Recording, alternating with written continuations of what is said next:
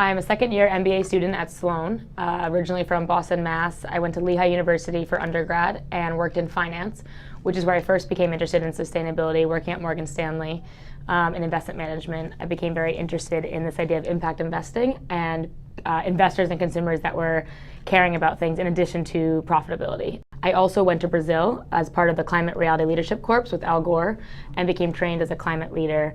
And as a climate leader, the mandate is to provide climate awareness raising presentations. And so I became very interested in the communication aspect of sustainability and how do you speak to people who might not necessarily agree with your beliefs. It was a pleasant surprise coming to MIT from Wall Street, which was a different community of people that maybe climate change wasn't the first thing on their minds. And I've been so grateful to be at a place where climate change is actually a focus, and there's scientists here and professors here and students here that have spent years studying climate change. I ended up sitting in on the Sustainability Initiative class, the S Lab, and I was just entranced by the professors and the learnings, and the more and more people I met, I felt a very strong connection to the culture, especially the sustainability folk at this school. It's been a tremendous fit for me, and definitely influenced the way I think about the world. It allowed me to increase my perspective, work with people that are passionate about similar things. I am one of 3 co-founders of a nonprofit initiative called Before It's Too Late. We are a virtual reality exposition for climate change stories, solutions, and simulations.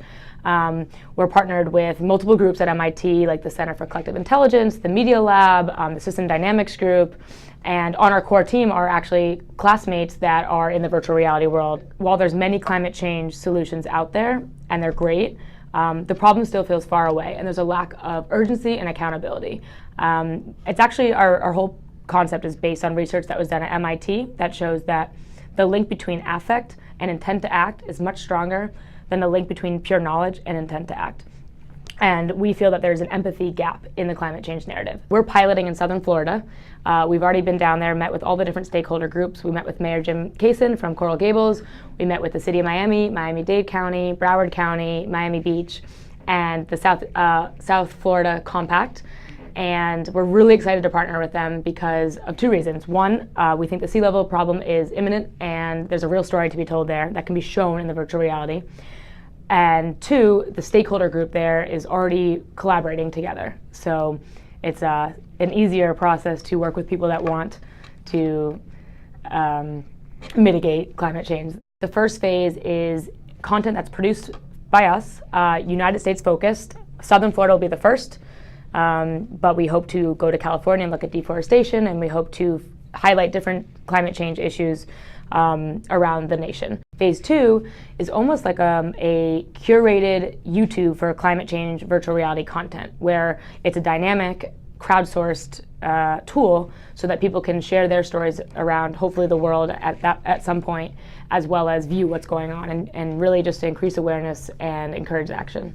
We've always come up against this gap in climate change advocacy that it's purely educational and less so emotional. And we believe in the virtual reality to really pull at that emotional piece, and that's the missing link in actually encouraging action to climate change. And that once people are emotionally affected from here, they'll be more encouraged to act.